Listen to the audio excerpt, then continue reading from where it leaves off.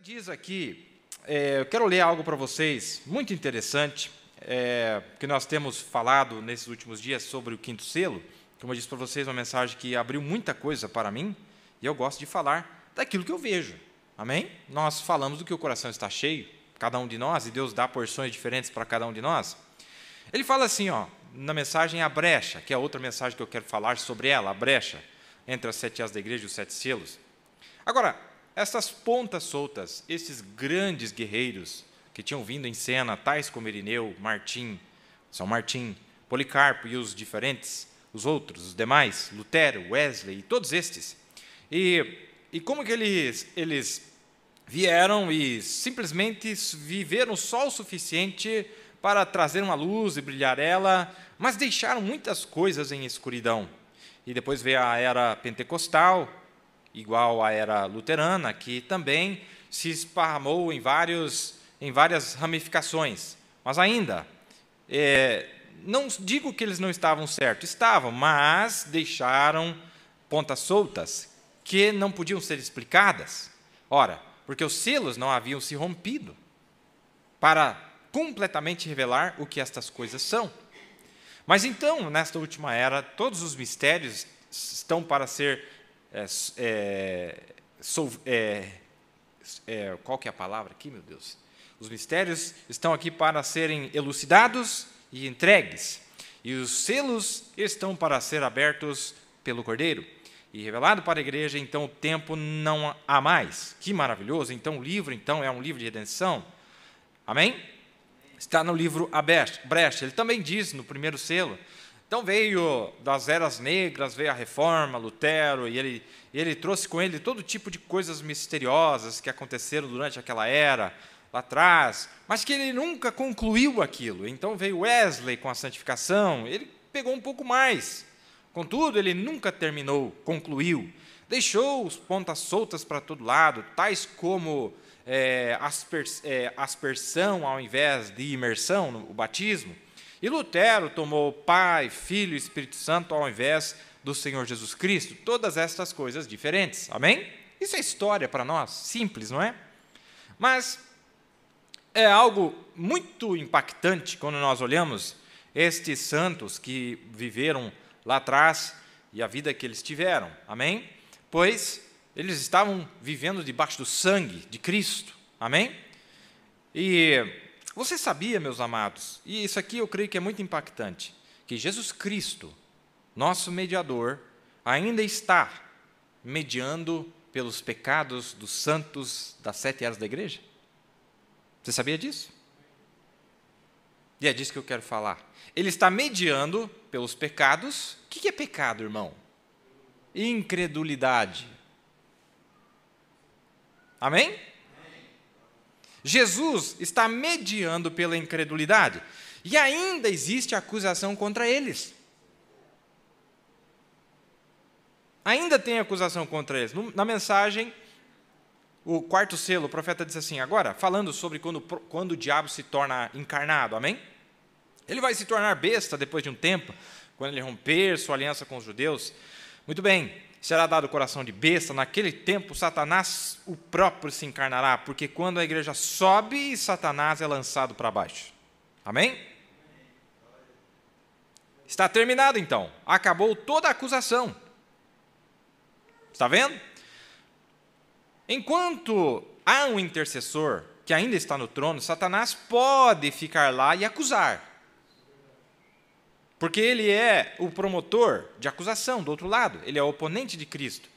E ele fica lá, e o oponente fica lá dizendo, mas espere, Adão caiu. Olha quem que ele está acusando, irmão. Adão. Mas não é só Adão que ele está acusando.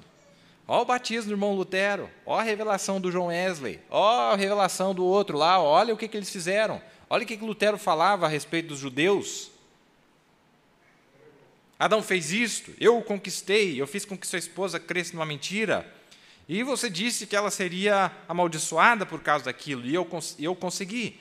Mas há um mediador que fica lá, amém, o parente redentor. Ele se para lá com o sangue que pode tomar o coração do mais vil pecador e mudá-lo. O mediador está no trono. Sim, Senhor. Satanás diz, mas eles são culpados. Ele diz, não são, não. Aquele Clorox foi inventado ou manufaturado para tirar a mancha, tirar a cor da tinta de qualquer outra mancha. Eles conseguiram fazer isso. E aquilo rompe a tal ponto que você nunca encontra aquela mancha novamente, volta para os gases, e lá atrás para a luz cósmica, e passa das moléculas e tudo mais, até que volta de volta ao original, de onde veio, é uma criação. E a criação tem que voltar ao Criador, mas a química que estava manufaturada e ajuntada foi rompida, e é só isso que é, não tem mais nada. E ele diz, este é o que o sangue de Jesus Cristo faz para o verdadeiro Filho de Deus, quando ele confessa aquele pecado e permanece lá, justificado em sua misericórdia.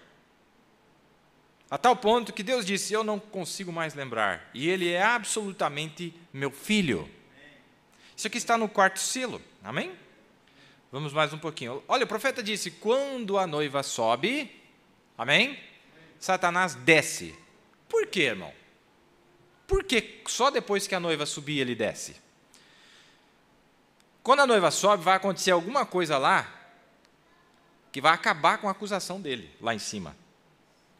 Pense nisso. Quando a noiva subir, o profeta disse, a noiva sobe, o diabo desce. O diabo só pode acusar se realmente houver uma ignorância, se houver uma incredulidade. Amém?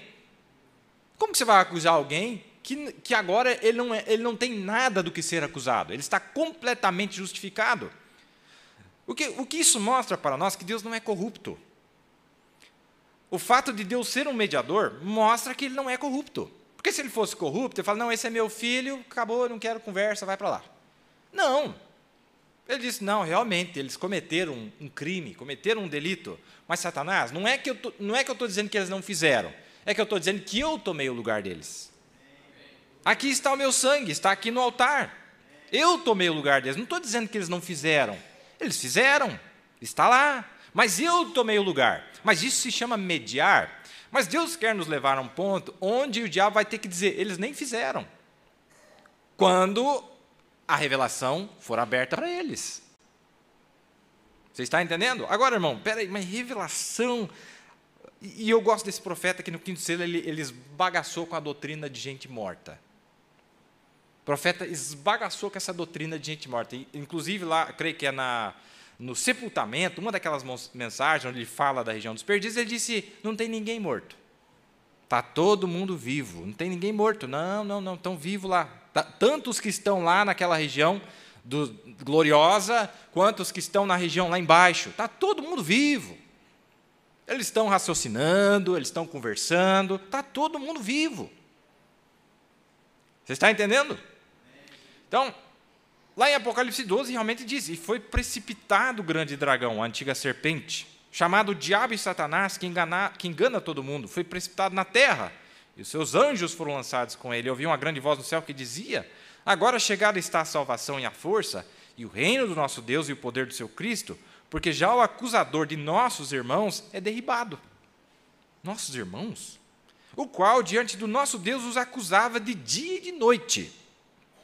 E eles o venceram pelo sangue do Cordeiro e pela palavra do seu testemunho, e não amaram a sua vida até a morte. Pelo que alegrai-vos, ó céus, e vós que neles habitais. Está falando deles lá em cima. Amém? Não é maravilhoso?